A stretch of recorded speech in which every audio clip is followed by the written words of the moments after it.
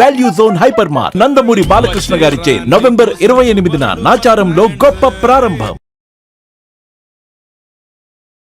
నమస్తే రమగారు. నమస్తే జయ. రమగారు, ఇటు 7 తరాలకి అటు 7 తరాలు కూర్చొని తిన్నా సరే తరగనంత ఆస్తులు సంపాదించాలి. చాలా మందికి ఈ ఆలోచన ఉంటుంది, అవునా కదండి? కదా, కొంతమంది నానా కష్టాలు పడి కాస్త ఎంజాయ్ చేస్తూ కొంత సేవ్ చేస్తారు, మన తర్వాత తరాలు కూడా తినాలని.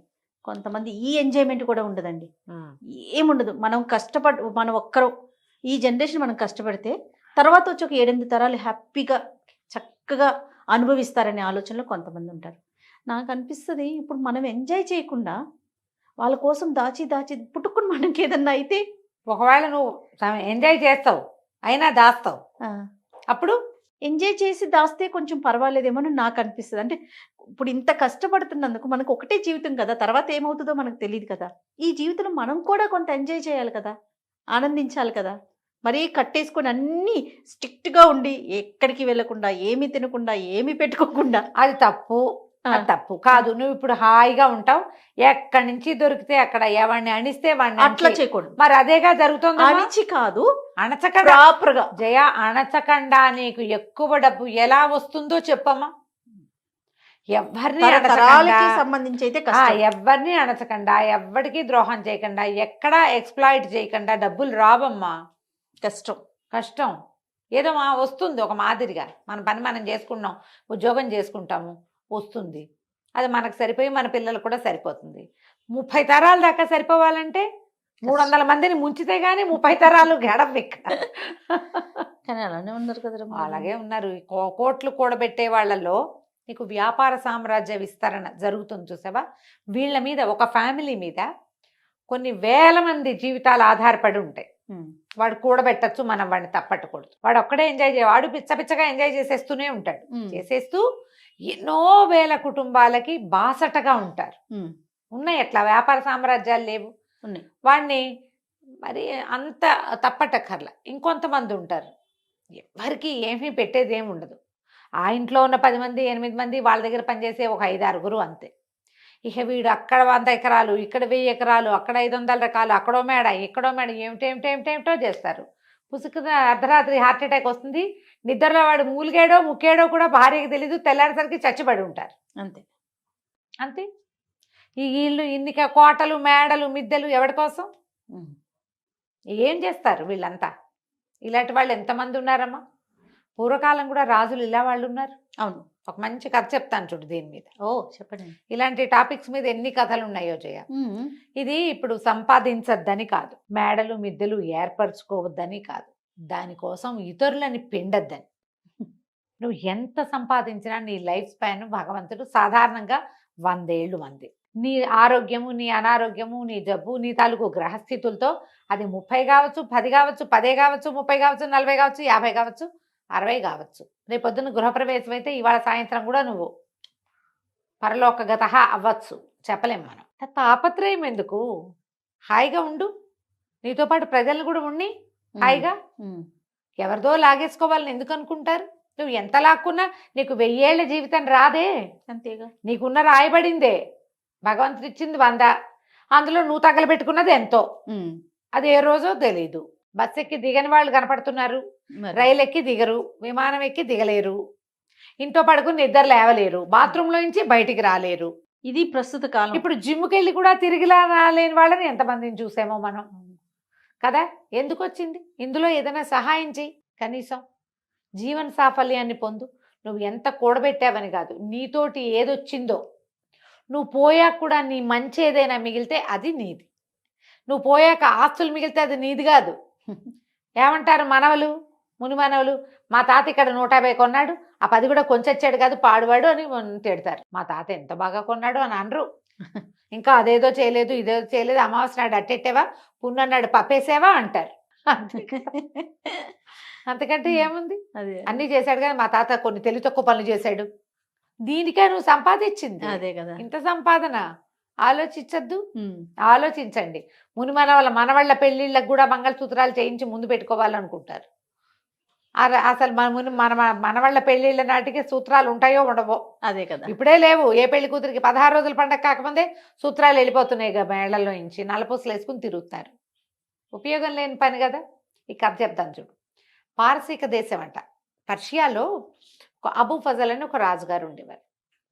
ఆయనకి తన మేడంటే ఎంత ఇష్టమో చెప్పరా అని ఇష్టం. అలా ఇంటి మీద ప్రీతి చాలా మందికి ఉంటుంది, ఇప్పుడు మనకు కూడా ఉంటుంది. అయితే ఈ ప్రీతితోటి గోడలకి మణులు మాణిక్యాలు అద్దిచ్చేవాడు, బంగారపు మలామా చేయించేవాడు.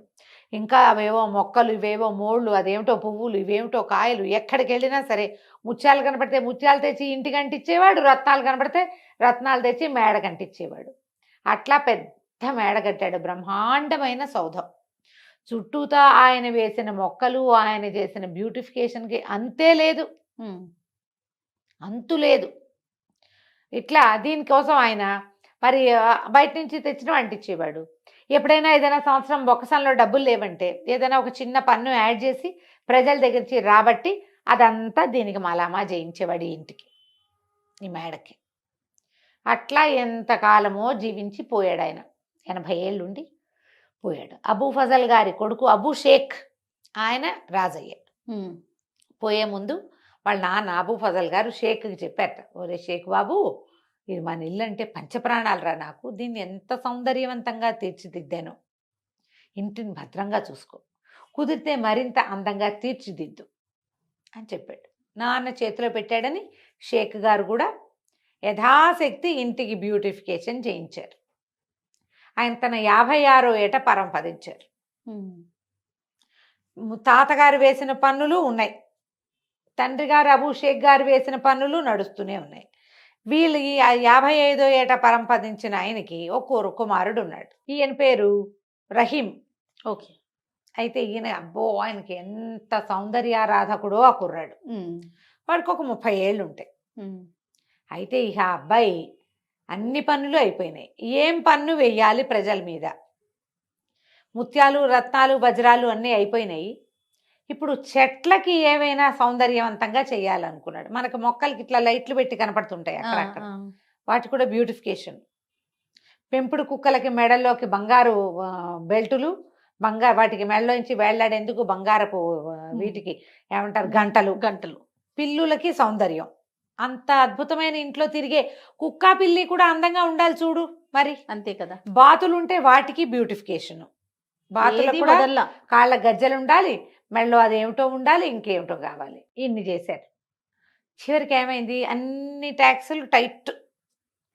మంత్రి గారు అన్నారు, ఇంకా ట్యాక్సులు వెయ్యలేమండి, ప్రజలు తిడుతున్నారండి, వద్దు, ఇంకా ఆగిపోదామంటే కుదరదు ఆయనకి. కాదు, ఏదో కొత్త రకం పెయింట్స్ వచ్చినాయి, అవి వెయ్యాలంటే మన దగ్గర డబ్బులు లేవు, మన దగ్గర వస్తున్నవన్నీ ఈ మెయింటెనెన్స్కి సరిపోతుంది. ఎప్పటికప్పుడు కొత్త కొత్త కూలీలను తేవటం, పై దేశాల నుంచి కొత్త ఇళ్ల పని వాళ్ళని తేవటం. వాడు వచ్చి చైనా దేశంలో ఏం బొమ్మలు వేసేవాళ్ళు డ్రాగన్ బొమ్మలు ఇక్కడ వేస్తానంటాడు. దానికి పెయింట్ ఖరీదు, దానికి అంటించే బంగారపు రేకు ఖరీదు, దానికి రాళ్ళు ఖరీదు, ఉన్న రత్నాలు చాలవు, ఇంకేమిటో అనర్ఘ రత్నాలు కావాలి, డబ్బు కావాలి. దాన్నిటికీ డబ్బులు కావద్దు. అందుకని ఏం బాగా ఆలోచించి ఆయన 4 పన్ను విధించాడు. 4 పన్ను. ఎవరెంత మాట్లాడితే వాళ్ళకంత పన్ను. 4 వాడడం. తిండికి వాడుకోవచ్చు, మేము కాదనం, దానికి అసలు మాకు అభ్యంతరం లేదు. కానీ మీరు పబ్లిక్ లో మాట్లాడారంటే మీరు ఎంతసేపు మాట్లాడారో దానికి తగినట్టుగా. రమగారు మన ఇద్దరు ఉండుంటే ఆ కాలంలో తెగ నమ్మి ఇచ్చినా కూడా మన పన్ను తీరదు. అక్కడి నుంచి ఏం చేస్తారు ఊళ్ళో వాళ్ళు, నోళ్ళు మూసుకుని ఉండటం మొదలుపెట్టారు. అవసరానికి కొట్టుకెళ్ళి బాబు అది ఇవ్వు ఇది ఇవ్వు, దీని రేట్ అంతా అడగాల, వాడికో పావలా. కాసేపు ఏదో మా అమ్మాయికి ఒంట్లో బాగుండలేదని డాక్టర్ దగ్గర 10 నిమిషాలు చెప్పాడు, వాడికి 100 రూపాయలు. ఇక ఎన్ని చోట్ల పన్నులు, దానికోసం కొత్త అధికారులు, మరి వాళ్ళందరూ జీతం భత్యం ఇవ్వద్దు, వాటన్నిటికీ వీళ్ళ దగ్గర నుంచే రావాలి.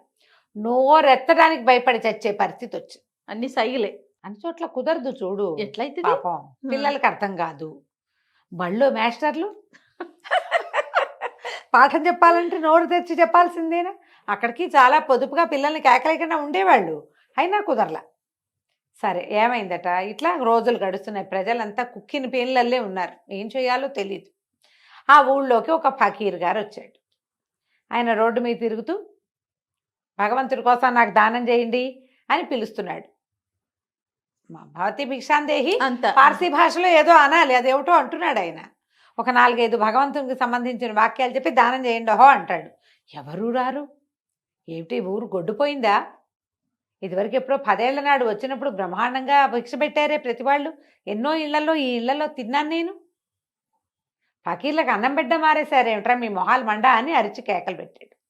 ఓ ఇంట్లో ఒక ఆయన బయటకు వచ్చి ఇంట్లో నుంచి, బాబు అంతగా అరవకు, నువ్వు పన్ను కట్టాల్సి వస్తుందన్నాడు. అనేసరికి ఎందుకు పన్ను అంటే, మేమంతా 4 పన్ను కడుతున్నాం స్వామి, మేము ఎవరమేం మాట్లాడినా సరే ఇక తప్పదు, నీ అరుపులు భరించలేక వచ్చా. నేను మా ఇంట్లో నువ్వు 10 ఏళ్ళ నాడు వచ్చినప్పుడు మా ఇంట్లో నేను అప్పటికి కుర్రాన్ని, మా ఇంట్లోనే అన్నం తిన్నావు. అప్పుడు నాకేదో బోధ కూడా చేసావు. నేనేదో దేవతా వాక్యాలు నువ్వు చెప్పినవే చదువుకుంటున్నా ఇప్పటికి కూడా. ఆ ప్రేమతోటి వచ్చా. నువ్వు మాట్లాడేవా నీకు డబ్బులు పడతాయి, నీతో మాట్లాడేవా మాకు పడతాయి. ఇది మా పరిస్థితి. ఏం చేస్తున్నాడు రా మీ రాజు ఈ డబ్బంతా అన్నారు. ఆయన నువ్వు ఉండే హర్మ్యానికి పెడుతున్నాడు ఆయన. అక్కడి నుంచి ఏమైంది ఈయన అనుకున్నాడు, ఇది బాగుందని, సరే నాకు ఇప్పుడేం అన్నవద్దు, ఏమైనా జామకాయ ఏదైనా ఇవ్వమంటే ఆయన వాడు 2 ఫలాలు ఇచ్చాడు ఆ ఇంటి ఆయన. ఈ ఫకీర్ గారు 2 నోట్లో వేసుకుని సరాసరి రాజభవనానికి వెళ్ళాడు. రాజభవనం దాకా వెళ్ళేసరికల్లా మరి ఫకీర్లు స్వతంత్రులు కదా, గేట్లోంచి లోపలికి వెళ్ళబోయాడు. వాళ్ళు ఏదో అడ్డం పడ్డారు. నేను కాస్త కళ్ళూరు బయట, ఏంటి ఫకీర్లకు ప్రవేశం లేదా ఇందులో అనగానే తప్పుకున్నారు. ఈయన లోపలికి వెళ్ళాడు. అదే తన ఇల్లే అన్నంత స్వతంత్రంగా లోపలంతా నడిచి తిరిగాడు. ఎక్కడో వంటశాల వాసనలు వస్తున్నాయి, అక్కడికి వెళ్ళాడు. వెళ్ళి అక్కడ పేట వేసుకుని కూర్చుని పెట్టు అంటే శుభ్రంగా అన్నం పెట్టారు. అయినమంతా అంత జోరుగా వచ్చి అడిగితే రాజుగారికి ప్రీతిపాత్రుడు అయి ఉంటాడు అనుకున్నారు వాళ్ళు. లోపల నుంచి మొదట గేటు దగ్గర ఆపారు, కానీ తర్వాత వాళ్ళు ఎవ్వరూ ఆయన ఆపల. జోరుగా వచ్చేసాడు లోపలికి. మనం తక్కుతూ తారుతూ వెళ్తే అవతల వాళ్ళు అనుమాన పడతారు. మా ఇల్లే అన్నట్టుగా వెళ్ళిపోతే ఎవరేమంటారు. చక్కగా వంటశాలలో పక్కన పేటేసి కూర్చుని శుభ్రంగా ఆ రోజు రాజుగారి కోసం వండిన వంట అది భోజనం చేశాడు. విస్తట్లో వడ్డిచ్చేసుకుని, వాళ్ళ భాషలో ఏదో అంటారు, తెలుగులో కాబట్టి నేను విస్తరని చెప్తున్నా. అక్కడి నుంచి అలా నడుచుకుంటూ వెళ్ళి రాజుగారి ప్రత్యేకమైన గది ఒకటి ఉంది, మహారాజు గారి గది. అదే మన ఏమంటారు చక్రవర్తి గది. మనం సూట్స్ ఉంటాయి కదా, ప్రెసిడెన్షియల్ సూట్స్, ఆ స్వీట్ రూమ్లోకి పోయాడు. పెద్ద మంచం, దాని మీద పట్టుపరుపు వేసింది. అది వెండి జరీతోటి నేసిన ఒక పెద్ద దుప్పటి పరిచింది. షాన్లైర్స్ ఉన్నాయి, వింజామార్లు విసురుతున్నారు ఎవరో. పోయి మంచం మీద పడుకున్నాడు. ఈ లోపల ఏమైంది, రాజుగారు భోజనానికి వచ్చాడు. భోజనానికి వచ్చి ఆల్రెడీ అక్కడ ఎవరో తిన్నట్టు కనపడేసరికి ఎవరు వచ్చారు ఏంటని అడిగాడు.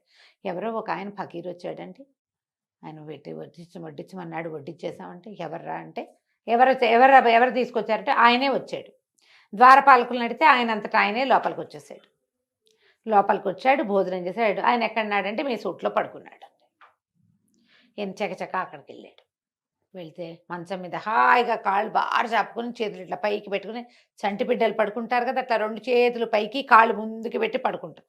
అట్లా నిద్రపోతున్న ఫకీర్ని చూశాడు. దగ్గరికి వెళ్ళాడు. ఏమనాలో తెలియలే, ఏదో అందామనిపిస్తోంది, కానీ ధైర్యం చాలటల. ఫకీర్లని వాళ్ళని అంత ఏం పెద్ద మాట్లాడలేదు కదా. ఆయన కళ్ళు తెరిచి చూశాడు. ఏరా అన్నాడు. ఈయన అన్నాడు, రాజుగారు బాబు నిద్ర బాగా పట్టిందా? పట్టింది. బాగా భోజనం బాగా కుదిరిందా? కుదిరింది.